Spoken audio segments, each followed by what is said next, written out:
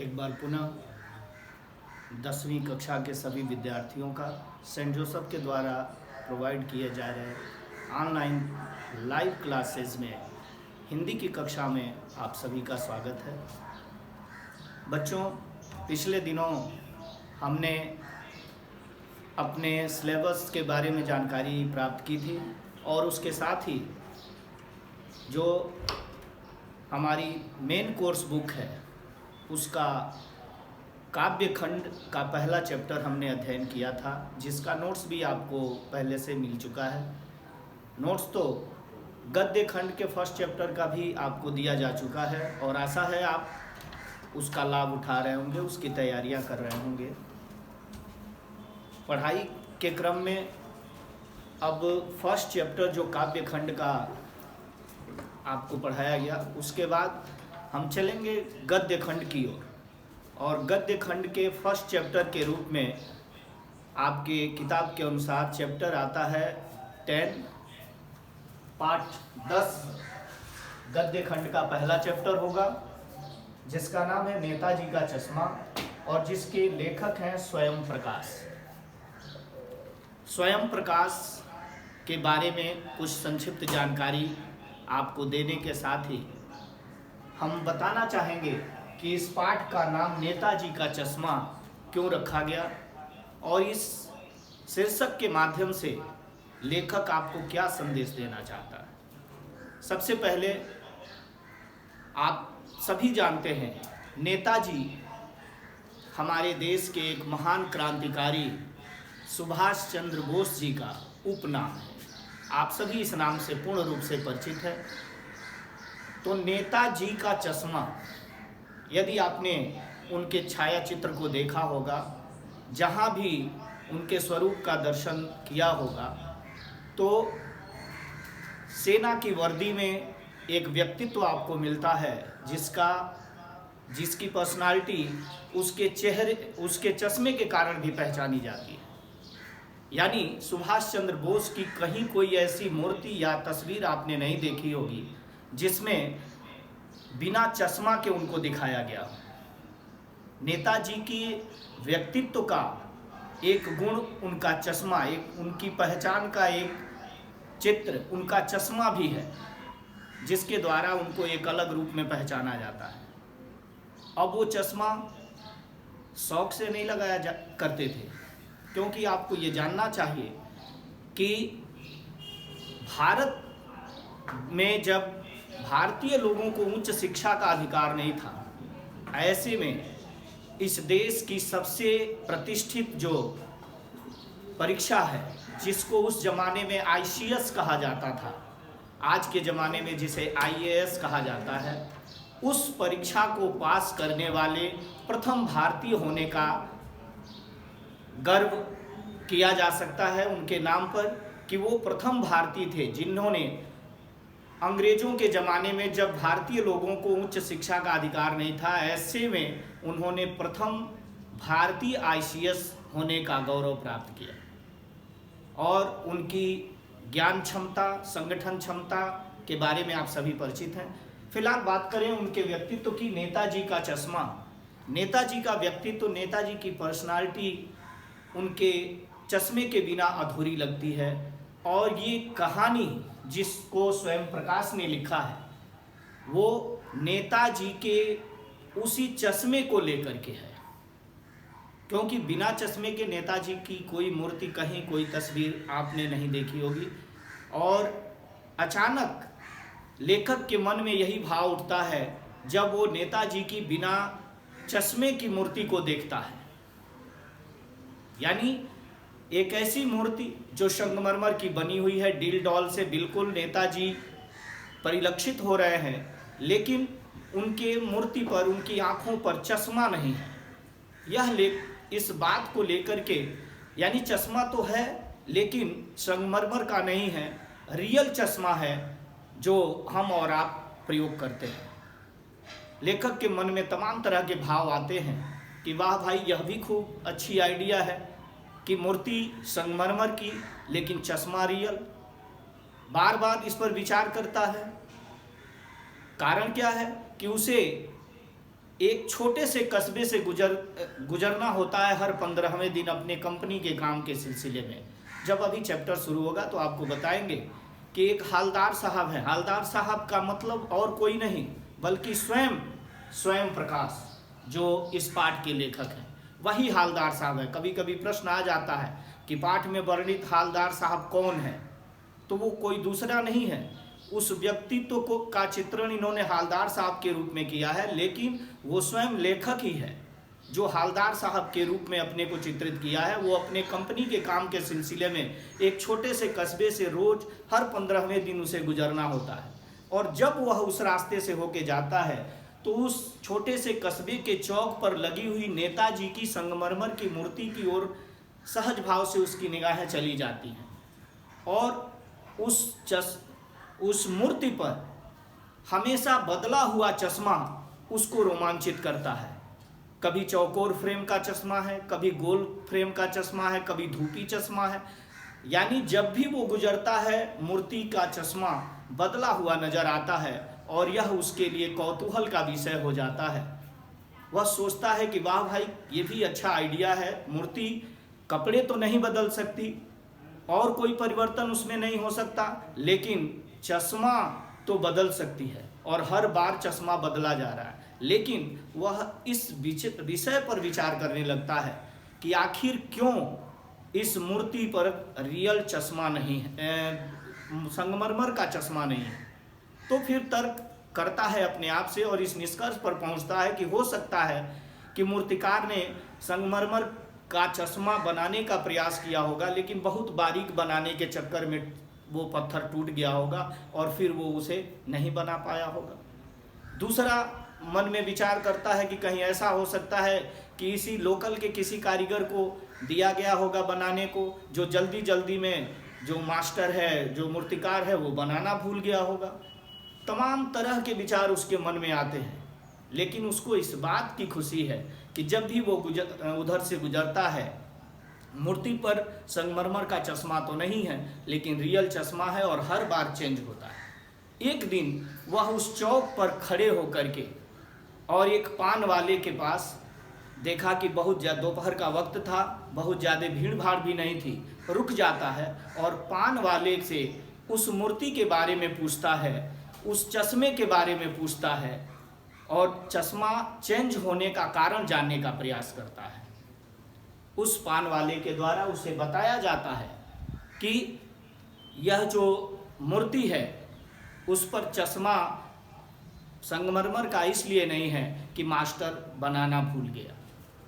इस बात को लेकर के लेखक को अपना अनुमान सही प्रतीत होता है। जो कई विचार उसके मन में आए थे, उसमें से एक विचार उससे मेल खाता है, क्योंकि उसने सोचा था कि हो सकता है कि मास्टर उस इलाके का कोई मूर्तिकार होगा, जो कलाकार तो होगा, लेकिन समय के अभाव में वो उसे बना नहीं पाया होगा या भूल गया होगा, और आज पान वाले के द्वारा यही जानकारी उसे दी जाती है। फिर यह कहता है कि लेकिन ये तुम्हारी नेताजी की मूर्ति का चश्मा चेंज कैसे हो जाता है। जब ये प्रश्न करता है तो सबसे पहले तो मूर्तिकार जो पान वाला है वो हंसता है, और उसके बाद चूंकि पान वाला का व्यक्तित्व ऐसा है कि हमेशा पान लगाने में मस्त है, और उसकी का मुंह कभी भी पान से खाली नहीं रहता। जैसे लगता है कि दुकान में ही नहीं, उसके मुंह में भी हमेशा पान ठुसा रहता है। जो ही एक पान खत्म होता है वो दूसरा पान अपने मुंह में डाल लेता है, और पान की पीक से मुंह भरा होने के कारण वो किसी की बातों का उत्तर भी देना बहुत ज़्यादा उचित नहीं समझता।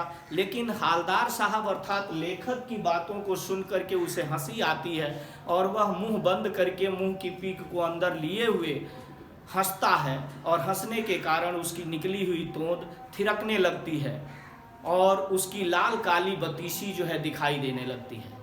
लेखक को आश्चर्य होता है कि आखिर यह क्यों हंस रहा है। तो तुरंत वह बताता है कि कैप्टन ये कहता कि इसकी मूर्ति, इसका चश्मा कौन चेंज कर देता है। तब पान वाले के द्वारा बताया जाता है कि कैप्टन चश्मे वाला। फिर कौतूहल बढ़ता है लेखक का और प्रश्न करता है कि आखिर तुम्हारा कैप्टन चश्मे वाला कौन है, क्या आज़ाद हिंद फौज का सिपाही है। या नेताजी का कोई साथी रहा है जो ऐसा करता है जिसकी श्रद्धा नेताजी के प्रति है। तो तमाम तरह की बातें उससे होती हैं। फिर वो हंसता है और उससे अधिक जवाब देना उचित नहीं समझता। फिर एक दिन और उधर से दोपहर के वक्त जब लेखक जा रहा है, पान खाने के लिए रुकता है। अब उसकी आदत सी बन जाती है कि उस चौक पे रुकता है, पान खाता है, फिर उस मूर्ति की ओर ध्यान से देखता है, उसके बारे में जानकारियाँ लेने का प्रयास करता है। आज मूर्तिकार से फिर बदले हुए चश्मे को देख करके प्रश्न करता है, तो कहता है कि आखिर ये तुम्हारी नेताजी की मूर्ति का चश्मा कौन चेंज कर देता है? तो पान वाले के द्वारा बताया जाता है कि कैप्टन चश्मे वाला। अब कैप्टन चश्मे वाला कौन है, इसको लेकर उसके मन की भावनाएं और तीव्र हो जाती हैं। कहता है कि कौन है कैप्टन चश्मे वाला? आज़ाद हिंद फौज का भूतपूर्व सिपाही है या नेताजी सुभाष चंद्र बोस का साथी है? तो इस बात को लेकर के पान वाला पहले तो खूब हंसता है, उसके बाद मुंह की पीक को दुकान से बाहर थूकता है और उसके बाद कहता है, नहीं साहब, वो क्या जाएगा फौज में, वो लंगड़ा क्या जाएगा फौज में, पागल है पागल। यानी एक ऐसा देशभक्त, एक ऐसा व्यक्ति जिसे कैप्टन चश्मे वाला कहा जाता है, उसका नाम लोगों ने मजाक में, उपहास में कैप्टन चश्मे वाला रख दिया है। कारण क्या है कि वह नेताजी सुभाष चंद्र बोस जैसे अपने देश के स्वतंत्रता सेनानियों के प्रति उसके मन में इतना सम्मान है कि अपनी देशभक्ति वो नेताजी की मूर्ति पर एक चश्मा लगाकर ही प्रकट करता है। और इसके माध्यम से लेखक हमें ये संदेश देता है कि हमें देशभक्ति प्रकट करने के लिए फौज में जाने की या नेता बनने की जरूरत नहीं है। किसी भी देश का कोई भी व्यक्ति, चाहे जहां है, जिस रूप में है, वो अपने देश की सेवा कर सकता है, देशभक्ति प्रकट कर सकता है। चाहे वो अध्यापक हो, एक विद्यार्थी हो, एक किसान हो, एक डॉक्टर हो, क्योंकि देश केवल चारों ओर घिरे हुए भूभाग की सीमाओं का नाम देश नहीं है। इस पाठ का मुख्य संदेश यह भी है कि आपको इस बात का परिचय कराना कि देश क्या है और देशभक्ति किसे कहते हैं। तो लेखक ये संदेश देना चाहता है इस पाठ के माध्यम से कि देश भूमि के सीमाओं से घिरे हुए भूभाग को या सीमाओं से घिरे हुए किसी विशेष भूभाग को ही देश नहीं कहा जाता, बल्कि देश बनता है उसमें रहने वाले लोगों से। प्राकृतिक जो वहाँ का धरोहर है, नदियाँ, पहाड़, वन संपदा, इन सारी चीज़ों से देश बनता है और इनके प्रति समर्पण और इनके संरक्षण का भाव ही देशभक्ति है। एक किसान यदि ईमानदारी से अपनी फसलों को उगाता है तो उसका अनाज उसके स्वयं के लिए नहीं बल्कि इस देश के लोगों के काम आता है, और ये उसके द्वारा प्रकट की जाने वाली सबसे बड़ी देशभक्ति है। देशभक्ति प्रकट करने के लिए मैंने शुरू में ही कहा कि लेखक ये संदेश देना चाहता है कि हमें फौज में जाने की या नेता बनने की जरूरत नहीं है। हम जहां हैं, जिस रूप में हैं, एक मजदूर यदि ईमानदारी के साथ अपना काम करता है तो वो देशभक्त है। वो अपने देश के प्रति सच्ची भक्ति प्रकट कर रहा है। एक अध्यापक यदि पूर्ण निष्ठा से अपने छात्रों में सद्गुणों का संस्कार भरता है, देश प्रेम की भावना भरता है, तो वो देशभक्त है। वो अपने कर्तव्य को कर रहा है। एक किसान के द्वारा अनाज को उत्पन्न करना, एक चिकित्सक यदि ईमानदारी से अपनी ड्यूटी को अंजाम दे रहा है तो वो भी देशभक्त है। और देशभक्ति दिखावे की चीज़ नहीं है, वो बाहर से प्रकट नहीं की जा सकती। देशभक्ति आंतरिक भाव है जिसे हम जिस रूप में जहाँ भी हैं वहाँ प्रकट कर सकते हैं। और यह समर्पण का नाम है। जब हमारे मन में अपने समाज, देश के प्रति समर्पण का भाव होता है तो वही देशभक्ति है। पहली बात तो ये। दूसरा, इस कहानी का जो उद्देश्य है वो ये है कि इस देश के विकास में करोड़ों लोगों का योगदान है। केवल कुछ नाम जिनके जयकारे हम लगा लेते हैं केवल उन्हीं से इस देश का विकास नहीं होता, केवल वही इस देश के लिए कुछ उनके माध्यम से ही यह देश आगे नहीं बढ़ता, बल्कि करोड़ों नागरिकों का योगदान जो इस देश को प्राप्त होता है, चाहे किसी भी रूप में, वो सब अपने अपने तरीके से इस देश के लिए अपना सहयोग, अपना योगदान अर्पित करते हैं। और इसमें बड़े लोग ही नहीं बल्कि बच्चे भी शामिल हैं। यदि हम अपने देश के लिए, अपने समाज के लिए छोटा सा भी त्याग करते हैं तो वो हमारी देशभक्ति है। और उसके लिए न हमारे पास धन की ज़रूरत है, न अलग से किसी बड़े होने की ज़रूरत है। हम जिस स्तर पे हैं, अपने देश के स्वाभिमान की रक्षा करके, अपने देश के प्रति सच्ची ईमानदारी का भाव रख करके हम अपने देश की सेवा कर सकते हैं, देशभक्ति प्रकट कर सकते हैं। और ये कहानी हमें उसी लक्ष्य तक ले जाती है, क्योंकि आज की पीढ़ी के द्वारा जिस तरह से अपने महापुरुषों का, क्रांतिकारियों का, बलिदानियों का सम्मान नहीं किया जाता, या पाश्चात्य सभ्यता के प्रति जिस तरह से हम आकर्षित हैं, जो पाश्चात्य खान पान है, रहन सहन है, उसको अपनाने में लगे हैं, वो निश्चित रूप से आज के समाज में, हमारे समाज के चिंतकों के लिए चिंता का विषय है, सबके लिए चिंता का विषय है। लेकिन इन सब के बावजूद यदि हम अपने देश के प्रति एक छोटा सा भी त्याग करते हैं, अपने देश की महत्ता को, अपने देश की सभ्यता और संस्कृति को बनाए रखने में, बचाने में यदि अपना सहयोग देते हैं, तो हम देशभक्त हैं। स्वयं प्रकाश की कहानी नेताजी का चश्मा हमें इन्हीं दो उद्देश्यों को लेकर के हमें अपना संदेश देती है, जिसको लेकर के इस पाठ का नाम स्वयं प्रकाश ने नेताजी का चश्मा रखा। यानी इस कहानी की शुरुआत नेताजी के चश्मे को लेकर के होती है, लेकिन यह कहानी हमें संदेश देती है कि देशभक्ति प्रकट करने के लिए हम किस रूप में क्या कर सकते हैं। और दूसरी चीज़ ये कि देश या देशभक्ति प्रकट करने के लिए हमें किसी बड़े पद पर जाने की या किसी बड़ा व्यक्तित्व होने की ज़रूरत हमें नहीं है।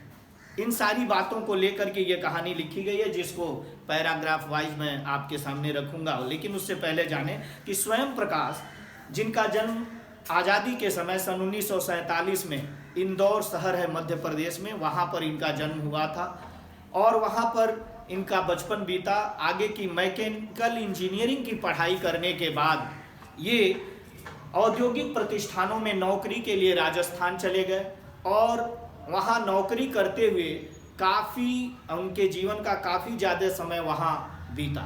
लेकिन आजकल वे स्वैच्छिक सेवानिवृत्ति, सेल्फ रिटायरमेंट ले करके और पुनः अपने मध्य प्रदेश की राजधानी भोपाल में रहते हुए वसुधा पत्रिका का संपादन कर रहे हैं और स्वतंत्र लेखन से जुड़े हुए हैं। इनका वैसे 1980 के दशक में, 8वें दशक में उभरे एक ऐसे साहित्यकार हैं जो समकालीन कहानी के प्रमुख हस्ताक्षर माने जाते हैं और अभी तक इनके 13 कहानी संग्रह प्रकाशित हो चुके हैं, जिसमें सूरज कब निकलेगा, आएंगे अच्छे दिन भी, आदमी जात का आदमी और संधान, ये मुख्य रूप से उल्लेखनीय है। इसके बाद दो इनके प्रमुख उपन्यास हैं, एक ईंधन और दूसरा बीच में विनय। ये दो इनके उपन्यास हैं जो काफ़ी चर्चित रहे। इसके अलावा अन्य रचनाएं भी इनकी हैं और इन रचनाओं के कारण इन्हें तमाम तरह के पुरस्कारों से नवाजा गया है, जैसे पहल पुरस्कार, बनमाली पुरस्कार, राजस्थान सरकार के द्वारा दिया जाने वाला पुरस्कार। इसके साथ ही साहित्य अकादमी पुरस्कार, बार बार मैं चर्चा करता हूँ इस पुरस्कार की, जब किसी भी भाषा के साहित्यकार के द्वारा काफ़ी उत्कृष्ट योगदान उस भाषा के विकास में दिया जाता है, उस साहित्य के विकास में दिया जाता है, तो साहित्य अकादमी का पुरस्कार उसे प्राप्त होता है। और आप इससे अंदाज़ा लगा सकते हैं कि साहित्य अकादमी का पुरस्कार भी इनकी रचनाओं के कारण इन्हें प्राप्त हुआ। तो ये मध्यम वर्गीय जीवन के कुशल चितेरे के रूप में जाने जाते हैं और इनकी रचनाओं में खास करके मध्यम वर्गीय जो समाज है उसके सुख दुख का, उसकी पीड़ा का, उसके कुशल चित्रकार ये माने जाते हैं। अब बात करें नेताजी का चश्मा, तो ये कहानी शुरू में ही बताया कि देश क्या है, देशभक्ति क्या है, और इसके साथ इस देशभक्ति को प्रकट करने में यहाँ के करोड़ों नागरिकों का कितना बड़ा योगदान है, यहाँ तक कि इसमें बच्चे भी शामिल हैं। उन सारे योगदान को लेखक इस चैप्टर के माध्यम से, इस पाठ के माध्यम से रेखांकित करना चाहता है और ये संदेश देना चाहता है कि हमें पाश्चात्य सभ्यता और पाश्चात्य संस्कृति का अनुकरण न करके अंधानुकरण कहें, अंधानुकरण जिसका कोई लाभ नहीं, जिसको सारी दुनिया हे समझती है। भारतीय संस्कृति, भारतीय सभ्यता, भारतीय खान पान जो है वो सर्वोत्तम है, इसका भाव भरते हुए हमें यह संदेश देती है कि हमें अपने महापुरुषों, अपने क्रांतिकारियों, अपने बलिदानियों, यहाँ तक कि अपने बड़े बुजुर्गों के प्रति सम्मान का भाव प्रकट करते हुए अपने जीवन को जीने का प्रयास करना चाहिए और अपने जीवन को आगे ले जाने का प्रयास करना चाहिए। ये मुख्य उद्देश्य है इस कहानी का। बात करें कि नेताजी का चश्मा, तो चैप्टर आप ओपन करें किताब, ये पहला जो इसका पैराग्राफ है, जहाँ से इसकी शुरुआत होती है कि हालदार साहब को हर 15वें दिन अपने काम के सिलसिले में, जिसका जिक्र मैंने आपको शुरू में ही किया कि एक ऐसे कस्बे से गुजरना पड़ता है जो काफ़ी बहुत बड़ा नहीं है, विकसित नहीं है, लेकिन उस रास्ते से गुजरते हुए उस चौक पर नेताजी की मूर्ति स्थापित है, जिसको लेकर के लेखक को आत्मसंतोष प्राप्त होता है। वैसे हमारे देश में हमारे बड़े बड़े जो भी कस्बे हैं छोटे बड़े, उसमें आपने देखा होगा जगह जगह हमारे महापुरुषों की मूर्तियां लगी रहती हैं। वो महापुरुषों की मूर्तियां केवल ऐसे नहीं लगी रहती है, वो इस बात की प्रतीक है वहाँ के लोगों की कि उनके अंदर देशभक्ति, अपने देशभक्तों के प्रति, अपने स्वतंत्रता सेनानियों और बलिदानियों के प्रति सम्मान का भाव है। और उनकी मूर्तियां हमें याद दिलाती हैं कि किस कदर उन्होंने अपना सर्वस्व न्यौछावर करके हमें ये उपहार स्वरूप आज़ादी दी हुई है, जिसमें हम खुली हवा में सांस लेते हैं, क्योंकि हम इस चीज़ को नहीं जानते, केवल इतिहास से ये अनुभव कर सकते हैं कि गुलामी की पीड़ा कैसी थी।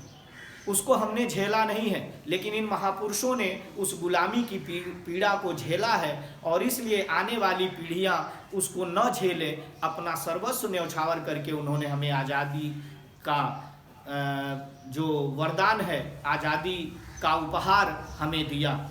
और यदि हम उस आज़ादी की खुली हवा में सांस ले रहे हैं तो उन सभी महापुरुषों, क्रांतिकारियों और बलिदानियों का कर्ज है, ऋण है हमारे ऊपर, और उसे उतारने का एक ही तरीका है कि हम अपने देश की सभ्यता और संस्कृति का ख्याल रखें, अपने महापुरुषों का कभी अनादर न करें, उनके प्रति सम्मान का भाव रखते हुए हम अपने देश के मान सम्मान को आगे ले जाने का प्रयास करें।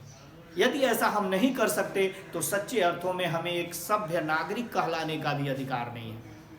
हम एक सच्चे नागरिक तभी बन सकते हैं जब हमारे अंदर देश प्रेम की भावना हो, संस्कार हो और हमारे अंदर अपने महापुरुषों के प्रति बलिदान के प्रति सम्मान का भाव, और हर व्यक्ति में ये भाव होना चाहिए। तो वहाँ से जब वो रोज आगे हर 15वें दिन आगे बढ़ते हैं, और जो उनके मन में विचार था, एक दिन जब वो आगे बढ़ते हैं, जीप कस्बा छोड़कर आगे बढ़ गई थी। आप सेकंड पेज में आएंगे और सेकंड पैराग्राफ देखेंगे कि जीप कस्बा छोड़कर आगे बढ़ गई थी, तब भी हवलदार साहब इस मूर्ति के बारे में ही सोचते रहे और अंत में इस निष्कर्ष पर पहुंचे कि कुल मिलाकर कस्बे के नागरिकों का यह प्रयास सराहनीय ही कहा जाना चाहिए कि महत्व मूर्ति के रंग रूप या कद का नहीं है, उस भावना का है, वरना देशभक्ति तो आजकल मजाक की चीज होती जा रही है। देखिए, बड़ा हास्य व्यंग पूर्ण रचना है ये नेताजी का चश्मा। हास्य व्यंग के माध्यम से अपनी बातें उन्होंने रखी कि देशभक्ति आजकल मजाक की चीज बनती जा रही है, यानी किस कदर जो नई पीढ़ी है अपने महापुरुषों का सम्मान नहीं करती, या फिर अपने देशभक्ति आजकल दिखावे की चीज होती जा रही है। इसको लेकर के ये व्यंग किया है लेखक ने।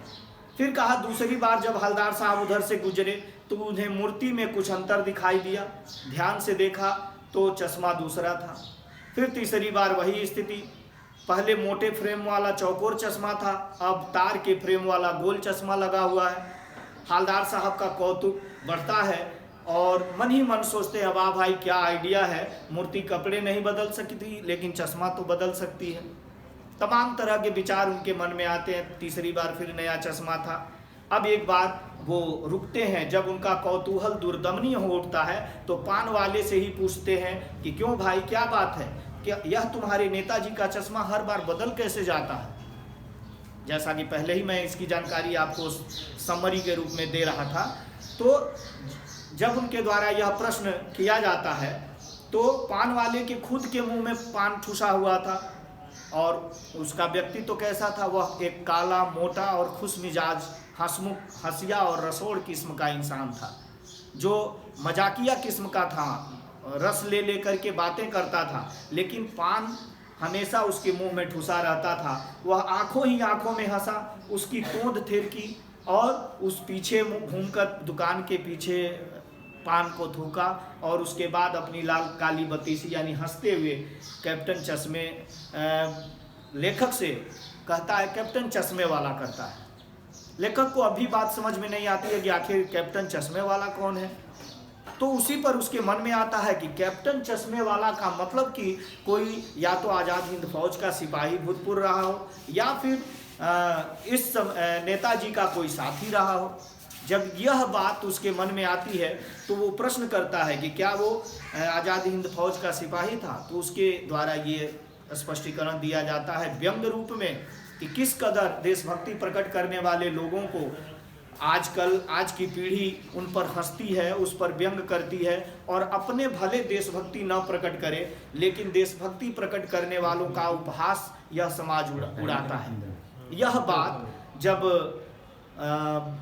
लेखक के मन में आती है तो उसके द्वारा जब ये बताया जाता है कि नहीं, पान वाला यह बताता है कि कैप्टन चश्मे वाला कर देता है, तो ये कहता है क्यों चेंज कर देता है। तब इस सारी बात इसके द्वारा बताई जाती है कि कैप्टन चश्मे वाला एक चश्मों की फेरी लगाने वाला बूढ़ा और मरियल किस्म का इंसान है, जो चश्मों की फेरी, जैसे आपने गाँव में देखे होंगे गुब्बारे बेचने वाले बांस के तख्तियों के बने हुए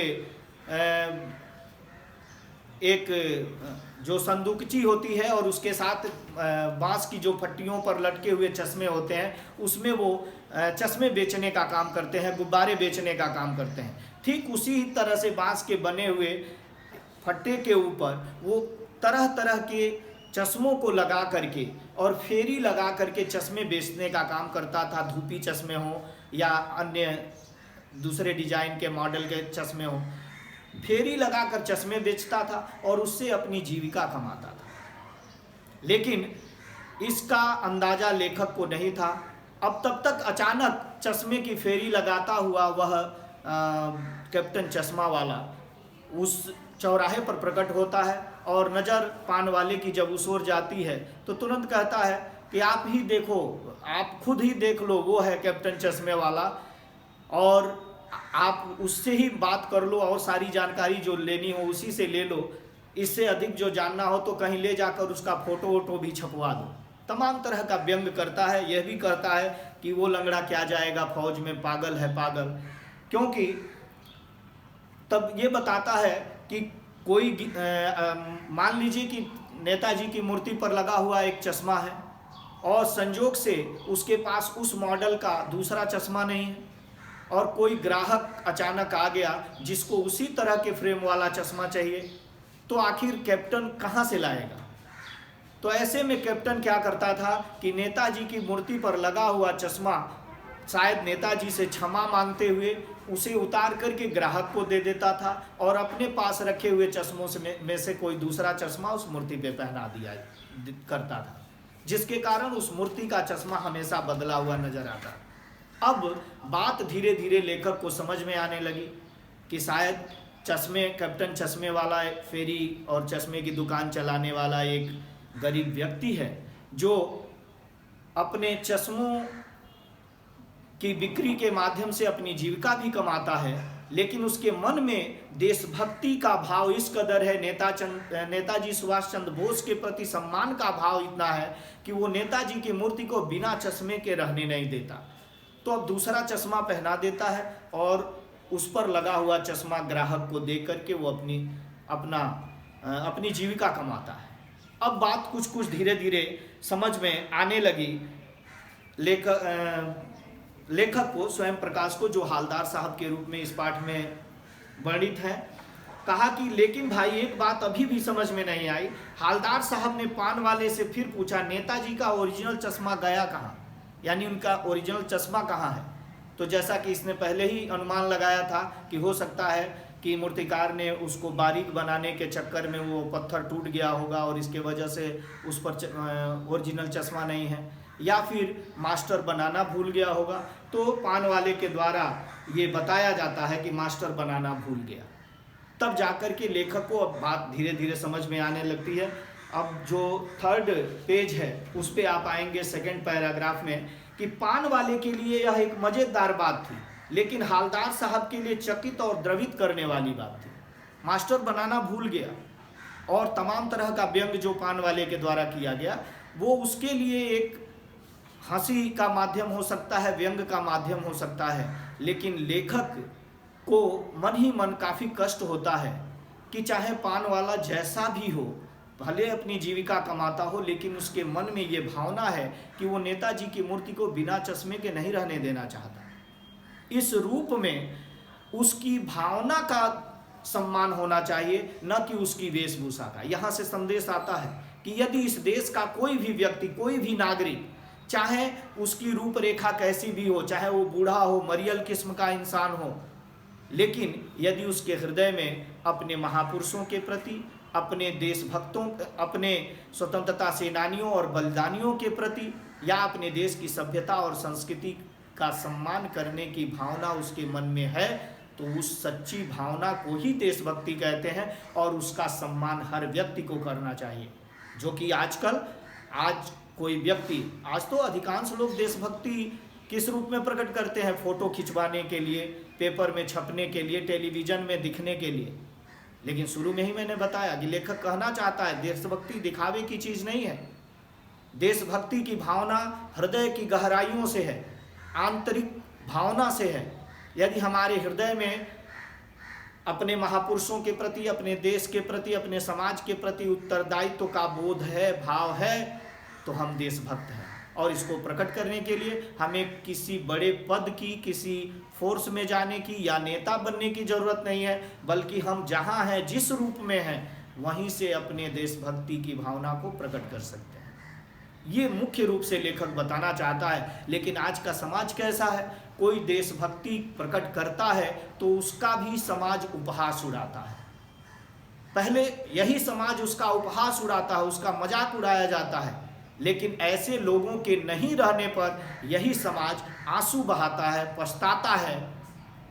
तो ये भावना हमारी नई पीढ़ी में न आए, ये संदेश देना चाहता है कि हमारी नई पीढ़ी इस बात का ध्यान रखे कि अपने स्तर से जहाँ तक हो सके देशभक्तों का, स्वतंत्रता सेनानियों का और क्रांतिकारियों का सम्मान करना चाहिए। अपनी देश की सभ्यता और संस्कृति पर गर्व करते हुए उसके संरक्षण का प्रयास करना चाहिए। और यदि कोई भी व्यक्ति, चाहे वो किसी भी तरह का हो, अपने देश के प्रति त्याग करता है, समर्पण करता है या देशभक्ति प्रकट करता है, तो उसका उपहास नहीं उड़ाना चाहिए।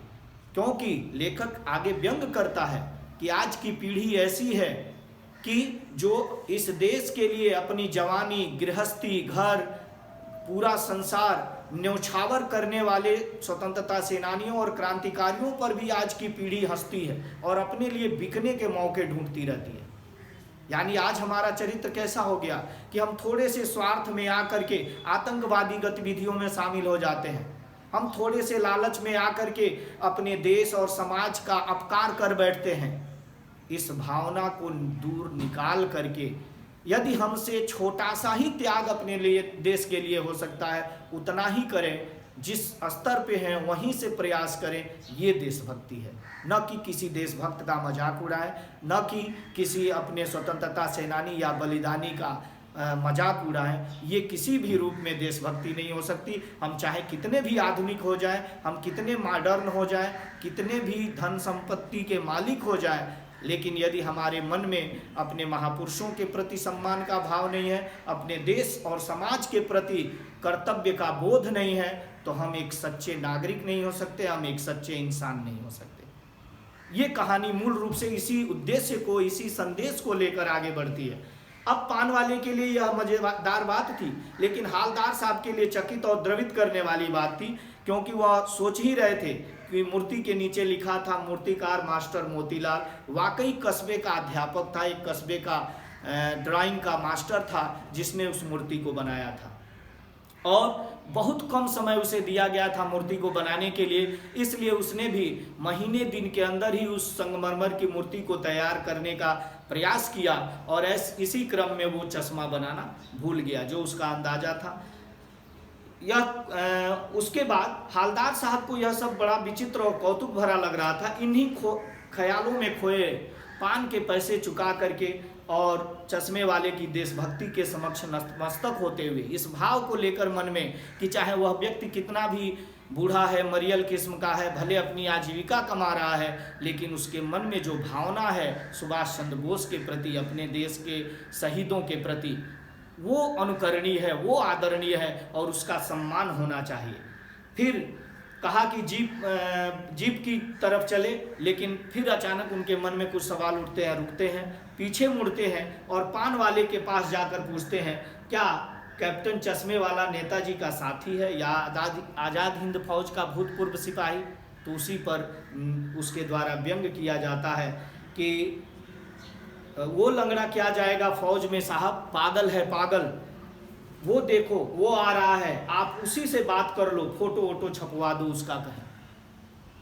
यह व्यंग एक देशभक्त के प्रति किया जाने वाला, एक आम आदमी के द्वारा किया जाने वाला यह व्यंग नेताजी को काफ़ी कष्ट देता है, चुभता है, और उसी पर कहा कि देशभक्त का इस तरह मजाक उड़ाया जाना हालदार साहब को अच्छा नहीं लगा। मुड़कर देखा तो अवाक रह गए, क्योंकि जो नेता मास्टर कैप्टन चश्मे वाला जिसको संबोधित किया था पान वाले ने, वह एक बेहद बूढ़ा मरियल सा लंगड़ा आदमी, जिसके सिर पर गांधी टोपी, जो इस देश के स्वतंत्रता सेनानियों के प्रति सम्मान का भाव है, गांधीगिरी, गांधीवाद का प्रतीक है, और आंखों पर काला चश्मा लगाए, एक हाथ में एक छोटी सी संदूकची और दूसरे हाथ में बांस पर टंगे हुए बहुत सारे रंग बिरंगे कई मॉडल के चश्मों को लेकर के एक गली से निकला था, चौक के सामने आया था और एक बंद दुकान के सहारे अपने बांस पर लगाए हुए चश्मों को टिका करके और टिका रहा था। तो इस बेचारे की दुकान भी नहीं है, फेरी लगाता है, लेकिन उसके मन में अपने महापुरुषों के प्रति इस तरह का भाव है। वह पूछना चाहते थे क्या यही इसका वास्तविक नाम है, कैप्टन चश्मे वाला, लेकिन पान वाले के लेकिन उन्हें पता चल जाता है कि नहीं, ये उसका वास्तविक नाम नहीं है। लोगों ने व्यंग रूप में उसका उपहास और मजाक करते हुए उसको ये नाम कैप्टन चश्मे वाला दे दिया है, और इसको लेकर के वह अपनी जीप में बैठे और आगे बढ़ गए, क्योंकि उससे आगे के जो प्रश्न वह पूछने चाहते थे, चूँकि पान वाला एक नया पान खा चुका था और उससे आगे वह कुछ बताना नहीं चाहता था, इसलिए जीप में बैठ करके वो अपने ड्यूटी के लिए चले जाते हैं, अपनी काम के सिलसिले में आगे बढ़ जाते हैं। 2 साल तक हालदार साहब अपने, चौथे पेज पर आए, 2 साल तक हालदार साहब अपने काम के सिलसिले में उस कस्बे से गुजरते रहे और नेताजी की मूर्ति में बदलते हुए चश्मों को देखते रहे। कभी गोल चश्मा होता तो कभी चौकोर, कभी लाल, कभी काला, कभी धूप का चश्मा, कभी बड़े कांचों वाला गोगो चश्मा होता, पर कोई ना कोई चश्मा होता अवश्य। उस धूल भरी यात्रा में हालदार साहब को कौतुक और प्रफुल्लता के कुछ क्षण देने के लिए, और इसी वजह से जब भी उस रास्ते से गुजरते उनकी निगाहें उस मूर्ति की ओर उठ जाती, और हर बार बदले हुए चश्मे को देखकर नेताजी के हृदय को संतोष, हालदार साहब के हृदय में एक अजीब सा संतोष उत्पन्न होता कि चलो कम से कम कस्बा भले ही छोटा है, बहुत विकसित कस्बा नहीं है, लेकिन यहाँ के लोगों के देशभक्ति या अपने महापुरुषों के प्रति सम्मान का जो भाव है उसे सराहनीय कहा जाना चाहिए। और उस व्यक्ति का देशभक्ति की भावना तो और सराहनीय कही जानी चाहिए जो रोज इस चश्मे को बदलता है या बिना चश्मे की इस मूर्ति को नहीं रहने देना चाहता। लेकिन एक बार एक घटना ऐसी होती है कि जब वह उधर से वापस अपने काम के सिलसिले में आ रहा होता है, अचानक स्वभाव के अनुसार उसकी निगाहें उस मूर्ति की ओर जाती हैं, लेकिन आज मूर्ति पर कोई चश्मा नहीं था, किसी प्रकार का चश्मा नहीं था। आज मूर्ति बिना चश्मे की थी, इसीलिए शीर्षक देखें नेताजी का चश्मा। यानी एक तो ओरिजिनल चश्मा नहीं था, रंग बिरंगे तमाम तरह के चश्मे, बदलते हुए चश्मे, और आज एक अचानक ऐसा दिन आया जब कोई भी चश्मा नहीं है। इस स्थिति में वह यह सोचने पर मजबूर हो जाता है कि आखिर क्या बात है, लेकिन देखता है कि पूरे चौराहे पर सन्नाटा है, कोई भी दुकान नहीं खुली है, पान वाले की भी दुकान बंद थी। मन में एक अजीब सा भाव लिए हुए काम के सिलसिले में आगे बढ़ जाते हैं, क्योंकि यदि चौराहे की दुकानें खुली होती तो शायद पान वाले के पास जाकर आज जरूर पूछते कि आखिर आज क्या बात है कि आज नेताजी की आंखों पर चश्मा नहीं है, मूर्ति पर चश्मा नहीं है। लेकिन ऐसा नहीं हो सका, वो आगे बढ़ जाते हैं। अगली बार भी मूर्ति की आंखों पर चश्मा नहीं था। हालदार साहब आते हैं, पान खाए और धीरे से, कई दिनों के बाद पुनः आते हैं तो पान खाते हैं और धीरे से पान वाले से पूछते हैं, क्यों भाई क्या बात है, आज तुम्हारे नेताजी की आंखों पर चश्मा नहीं है? वही पान वाला जो पहले ये प्रश्न करने पर यह बताता था कि वह वो लंगड़ा क्या जाएगा फौज में, पागल है पागल, आज अपने गमछे से आंखों को पोंछता हुआ, अपने आंसुओं को पोंछता हुआ, दर्द भरे रुधे हुए गले से जवाब देता है, नीचे पान थूकता है, सिर झुकाता है और धोती के सिरे से आंखें पोंछता हुआ बोलता है, साहब कैप्टन मर गया। यानी वह व्यक्ति मर गया जो नेताजी की मूर्ति का इतना ख्याल रखता था, जो बिना चश्मे के उसे नहीं रहने देता था। शायद वही वो दिन था जिस दिन चौराहे की सारी दुकानें बंद थी और नेताजी को अपने इस प्रश्न का उत्तर, हालदार साहब को अपने इस प्रश्न का उत्तर नहीं मिल पाया था। आज पान वाले के द्वारा कहा जाता, साहब कैप्टन मर गया। अब इससे आगे हालदार साहब कुछ नहीं पूछ पाते हैं, कुछ पल चुपचाप खड़े रहे, फिर पान के पैसे चुकाकर जीप में आ बैठते हैं और रवाना हो जाते हैं। लेकिन रास्ते भर उनका मन बेचैन उद्विग्न रहता है। रास्ते भर सोचते हुए जाते हैं, बार बार सोचते क्या होगा उस कौम का जो अपने देश की खातिर घर गृहस्थी, जवानी, जिंदगी सब कुछ होम कर देने वालों पर भी हंसती है। अंतिम पैराग्राफ चल रहा है, ध्यान दीजिएगा। सब कुछ होम कर देने वालों पर भी हंसती है और अपने लिए बिकने के मौके ढूंढती है। ये व्यंग है उनका आज के समाज पर, आज की पीढ़ी पर, कि किस कदर हम देशभक्ति प्रकट करने वालों का उपहास करते हैं, मजाक उड़ाते हैं और स्वयं स्वार्थ और लालच से इस कदर भरे हुए हैं कि हम अपने देश और समाज का अपकार करने से भी नहीं चूकते हैं। तो इसलिए वर्तमान पीढ़ी को इस वाक्य के माध्यम से लेखक ये संदेश देना चाहता है कि हमें कभी भी किसी देशभक्त का मजाक नहीं उड़ाना चाहिए, चाहे वो देशभक्ति किसी भी तरह की हो, चाहे वह बहुत ही छोटी बात हो, लेकिन जो जिस लेवल पे है, जो जिस स्तर पे है, अपने देश के लिए यदि कुछ करता है, अपने समाज के उत्थान के लिए कुछ करता है, तो उसका हौसला अफजाई करना चाहिए, उसका सम्मान करना चाहिए, न कि उसका उपहास उड़ाना चाहिए। मन में बार बार ये चीज़ें सोचता हुआ दुखी हो गए। 15 दिन बाद फिर उसी कस्बे से गुजरे और कस्बे में घुसने से पहले ही उन्होंने निश्चय कर लिया था कि आज मूर्ति की तरफ देखेंगे भी नहीं। कारण क्या था? क्योंकि उन्हें मालूम था कि अब कैप्टन चश्मे वाला मर गया है, आज भी नेताजी की मूर्ति वैसे ही खड़ी होगी, लेकिन उस पर कोई चश्मा नहीं होगा। इस तरह का भाव था कि क्योंकि कैप्टन चश्मे वाला तो अपना फर्ज समझता था, नेताजी की मूर्ति का सम्मान करता था, लेकिन अब उस रास्ते पर चलने वाला, उनके पदचिन्हों पर चलने वाला शायद कोई नहीं रहा।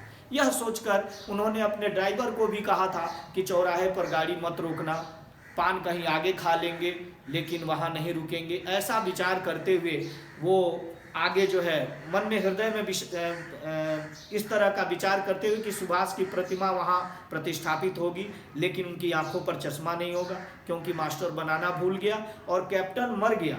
सोचा आज वहाँ रुकेंगे नहीं, पान भी नहीं खाएंगे, इसलिए ड्राइवर को भी मना कर दिया और आज बहुत काम है, पान कहीं आगे खा लेंगे, ऐसा कहकर ड्राइवर को गाड़ी न रोकने की हिदायत दी। लेकिन जो ही गाड़ी उस कस्बे में प्रवेश करती है और जब उस चौराहे से गुजरते हैं, अचानक उनको स्वभाव के अनुसार, जैसा कि उनकी आदत बन गई थी हर बार उस कस्बे से गुजरते हुए नेताजी की मूर्ति को ध्यान देना, उनकी मूर्ति की ओर उनकी निगाहें स्वाभाविक रूप से चली जाती थी।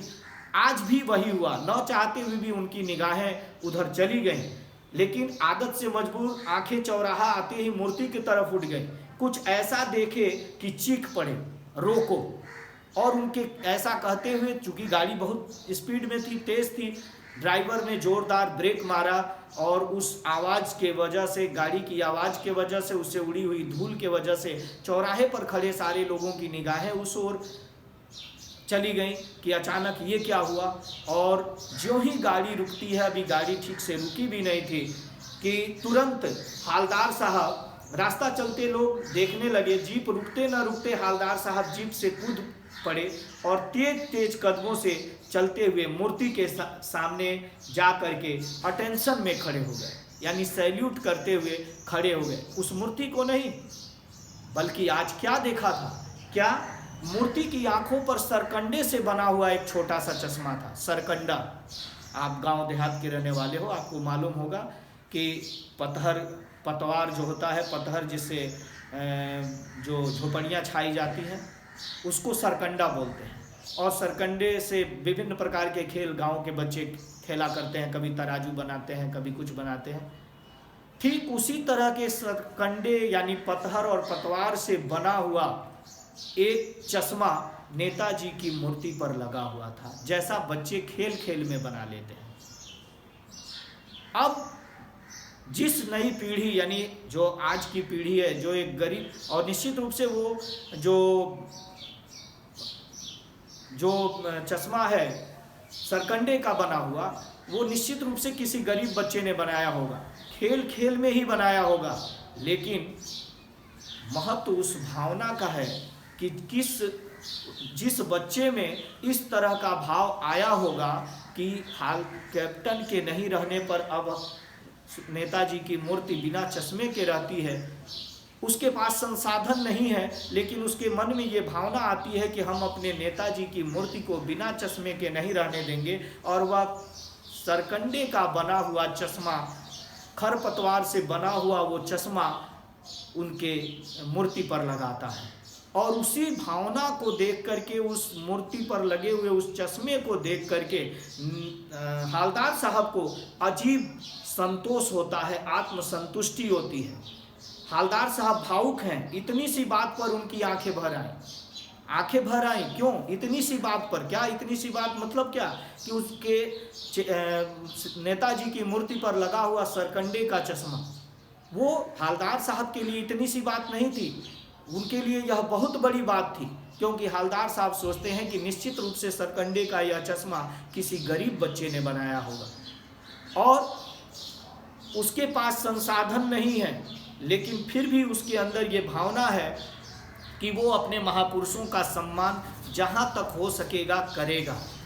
तो उसकी जो भावना है उसका सम्मान करते हुए वो भावुक हो गए, क्योंकि नेताजी की मूर्ति पर चश्मा का होना उनके मन में आशा जगाती है कि हमारे देश के बच्चे, यानी जो नई पीढ़ी है, यदि उनके अंदर अपने स्वतंत्रता सेनानियों और बलिदानियों, क्रांतिकारियों और महापुरुषों के प्रति इस तरह का सम्मान का भाव है, तो निश्चित रूप से यह भाव हमारे मन में ये आशा जगाती है कि कस्बे कस्बे में देशभक्ति जीवित है, और इस देशभक्ति की जो भावना है इस देश को कभी भी पीछे नहीं जाने देगी। हमारा देश आगे बढ़ता रहेगा, यदि, क्योंकि एक गरीब बच्चे के मन में अब उससे अधिक उसकी सामर्थ्य नहीं हो सकती, लेकिन उसकी भावना का कद्र होना चाहिए, जिसने सरकंडे से बना हुआ चश्मा लगा करके अपने महापुरुषों का सम्मान किया। कहने का मतलब यह है कि हमारी गरीबी भी हमारे देशभक्ति के मार्ग में बाधा नहीं बन सकती है। जो यदि हम ये बहाना करें, यदि हम ऐसा कहें कि हम तो नौकरी में नहीं हैं, हम तो बड़े पदों पे नहीं हैं, हम बहुत बड़े समृद्ध परिवार से नहीं हैं, फिर भला हम क्या देशभक्ति प्रकट कर सकते हैं, तो ये निश्चित रूप से समाज को भ्रमित करने वाली बात है। लेखक यही संदेश देता है कि हम जिस रूप में हैं, जिस सामर्थ्य में हैं, उस जगह से, उस रूप में ही अपने देश और समाज के लिए बहुत कुछ कर सकते हैं, और जितना कुछ कर सकते हैं वही देशभक्ति है। क्योंकि देशभक्ति दिखावे की चीज़ नहीं है, देशभक्ति आंतरिक सम्मान की चीज़ है, जिसको हम हृदय से प्रकट कर सकते हैं। और इस रूप में देशभक्ति को दिखावे की चीज़ न बनाकर हमें अपने महापुरुषों, स्वतंत्रता सेनानियों और क्रांतिकारियों का सम्मान करना चाहिए। यही हमारा धर्म है, यही हमारा फर्ज है। नेताजी का चश्मा नामक कहानी हमें यही संदेश देती है, और इसके लेखक स्वयं प्रकाश जी ने इस हास्य व्यंग के माध्यम से, इस संदेशपूर्ण कहानी के माध्यम से हमारे अंदर ये भावना भरने का प्रयास किया है कि हम जहाँ रहें अपने देश के प्राकृतिक संसाधनों का दुरुपयोग न करें। नदियाँ, पहाड़, झरने, ये जो भी है, जो प्राकृतिक संपदा है, प्रकृति के तरफ से हमें विरासत में मिली हुई है, उसका संरक्षण करना, उसका विकास करना हर व्यक्ति का कर्तव्य है, और यही देशभक्ति है। क्योंकि देश केवल सीमाओं से घिरे हुए भूभाग का नाम नहीं है, बल्कि किसी भी देश का निर्माण उस देश में रहने वाले जो प्राकृतिक शक्तियां हैं, प्राकृतिक चीज़ें हैं, उस देश में रहने वाले हर एक व्यक्ति, हर एक जीव से उस देश का निर्माण होता है। और किसी भी देश के विकास में उस देश के हर एक व्यक्ति का, हर एक आम आदमी का, एक आम नागरिक का बहुत बड़ा योगदान होता है। बिना सबके सहयोग के, बिना सबके योगदान के कोई भी देश विकसित और समृद्ध नहीं हो सकता। जिस देश के लोगों के मन में, जिस समाज के लोगों के मन में, नागरिकों के मन में अपने देश और समाज के प्रति जितना ही समर्पण का भाव होगा, सम्मान का भाव होगा, वह देश उतना ही समृद्ध होगा। ये कहानी का संदेश है, और इसी के साथ आपका ये पहला चैप्टर जो गद्य खंड का है समाप्त होता है। पुनः जब अगले बार हम और आप ऑनलाइन लाइव क्लास में एक दूसरे के सामने होंगे, तो हम आपको व्याकरण का जो फर्स्ट चैप्टर है, जिसका नोट्स आपको दिया जा चुका है, वाक्य भेद, रचना के आधार पर वाक्य भेद। हालांकि 9th क्लास में आपको ये चीज़ें बताई गई थी कि वाक्य भेद अर्थ के आधार पर आपने पढ़ा था, और 10th में आपका वही चैप्टर वाक्य भेद रचना के आधार पर आपको पढ़ना है, उसको हम आपके सामने रखेंगे। जो भी डाउट होगा उसे आप चाहें तो पूछ सकते हैं, और उसके लिए आप जब भी आपको मौका मिले उन चीज़ों को आप जान सकते हैं। लेकिन उस चैप्टर को आपको पढ़ाया जाएगा, उसके बाद पुनः कृतिका की बात की जाएगी। तब तक के लिए आप सभी को एक बार पुनः धन्यवाद देते हुए आप सभी स्वस्थ रहें, सुखी रहें, निरोग रहें, ये शुभकामनाएं करते हुए आपसे विदा चाहेंगे। बहुत बहुत धन्यवाद।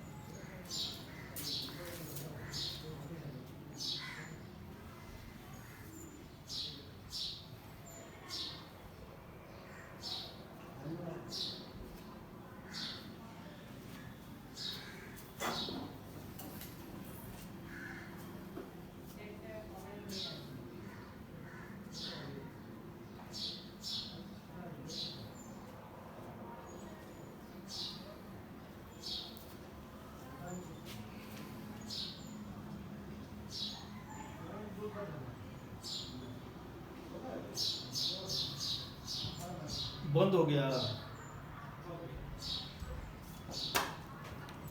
लेकिन लैपटॉप सामने रहने पर आवाज जा रहा है।